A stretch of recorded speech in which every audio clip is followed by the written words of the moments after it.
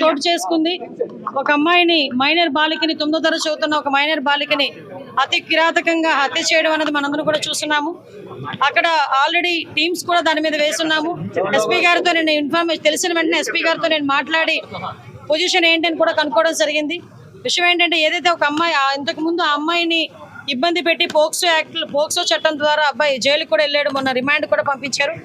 మొన్న రీసెంట్ గా ఒక 15 రోజుల క్రితం అతను జైలు నుంచి బెయిల్ మీద బయటకు వచ్చాడు. వచ్చిన తర్వాత అమ్మాయిని హత్య చేయడం జరిగింది. దానికి సంబంధించి ఇంచుమించుగా 18 పేజీల వాంగ్మూలం కూడా ఇంచుమించు వాంగ్మూలం ఒక లెటర్ కూడా పెట్టున్నాడు అక్కడ.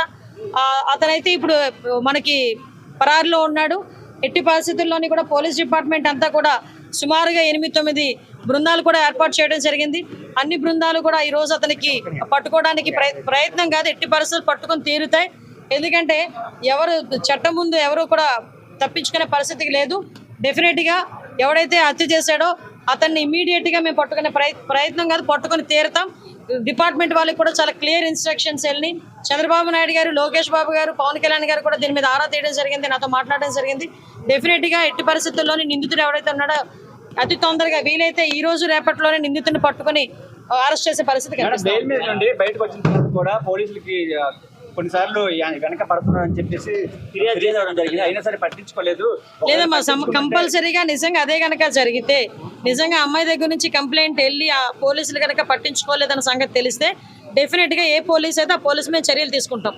అందులో అక్కడెక్కడా కూడా బ్యాక్ స్టెప్ వేసే పరిస్థితి లేదు. కానీ మాకు వచ్చిన ఇన్ఫర్మేషన్ ఏంటంటే అటువంటి పరిస్థితి ఏమీ లేదు. చాలా ఆఫ్ సడన్ వచ్చి అతను హత్య చేసి వెళ్ళాడు అన్నది మాకు వచ్చిన ఇన్ఫర్మేషన్. లేదమ్మా, నిజంగానే వాళ్ళ బ్రదర్ కూడా చాలా ఇనిషియేషన్ తీసుకున్నాడు. ఇంతకు ముందు కూడా తను బెంగళూరులో పనిచేసేవాడు. ఇనిషియేషన్ తీసుకుని ఈ అబ్బాయి ఇంచుమించు 26 సంవత్సరాలు, ఆ అమ్మాయిది చూస్తే 13 సంవత్సరాల వయసు.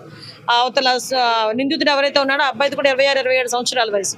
సో ఈ సిచ్యువేషన్స్ లోనే వాళ్ళ అన్నయ్యకి చాలా సేఫ్ గార్డ్ చేశాడు. కానీ దురదృష్టంతో అమ్మాయిని కాపాడుకోలేకపోయారు. కానీ ఎట్టి పరిస్థితుల్లో నిందితుని అయితే డెఫినెట్ గా పట్టుకున్నాం. కంపల్సరీగా చంద్రబాబు నాయుడు గారితో మాట్లాడతాం. ఎటువంటి పరిస్థితుల్లో అమ్మాయి చిన్నపిల్ల, మైనర్ బాలిక, ఆ అమ్మాయికి ప్రభుత్వం నుంచి అందాల్సిన సహాయ సహకారాలు అన్ని కూడా అందిస్తాం మా కుటుంబానికి.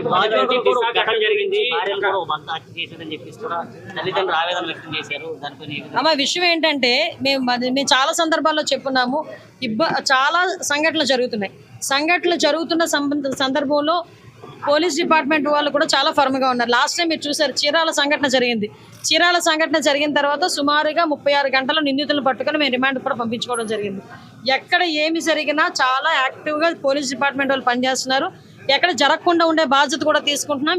వీటన్నిటికీ కూడా మూల కారణం గాంజాయి మత్తులో చాలా మంది చేస్తున్నారు, డ్రగ్స్ మత్తులో చేస్తున్నారు. కాబట్టి వాటిని పూర్తిగా ప్రక్షాళన చేయడానికి ఒక కేబినెట్ సబ్ కమిటీని కూడా ఏర్పాటు చేసుకుని మొన్ననే మేము టాస్క్ ఫోర్స్ కూడా ఏర్పాటు చేయడానికి కూడా సిద్ధంగా ఉన్నాం.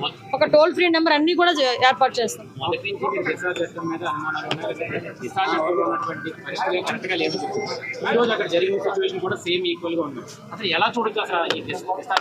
దిశ చట్టమే లేదండి. చట్టం లేని దాని గురించి మీరు మాట్లాడుకోవడం అనవసరం.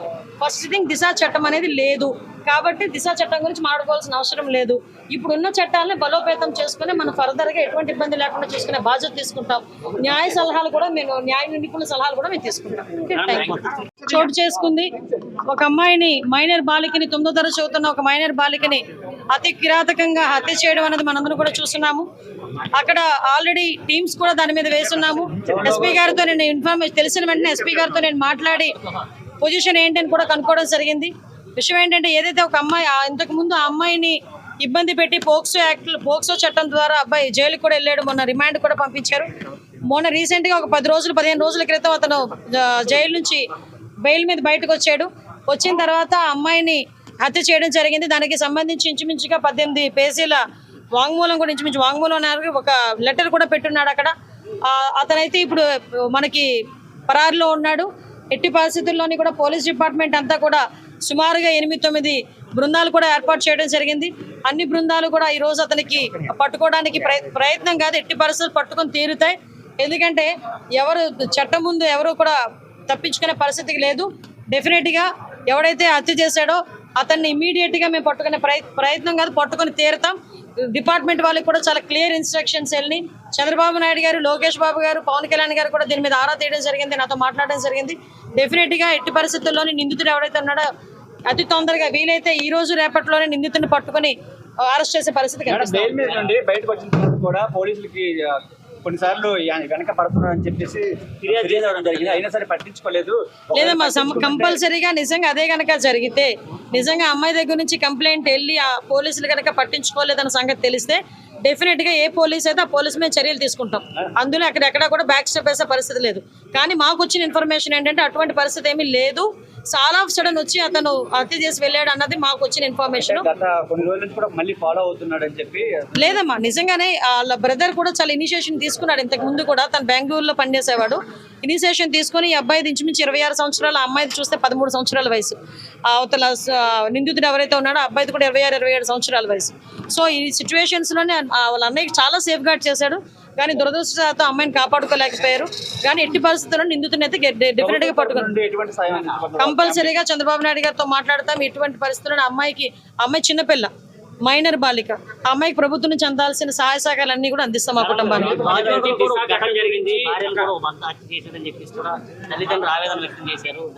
అమ్మ, విషయం ఏంటంటే మేము చాలా సందర్భాల్లో చెప్పున్నాము.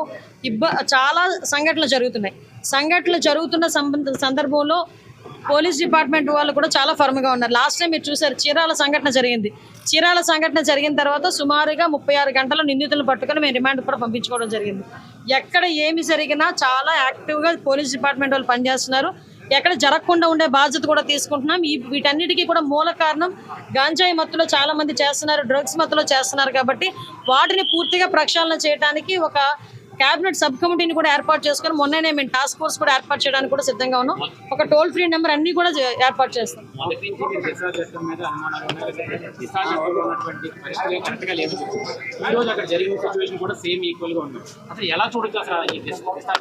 దిశ చట్టమే లేదండి. చట్టం లేని దాని గురించి మీరు మాట్లాడుకోవడం అనవసరం.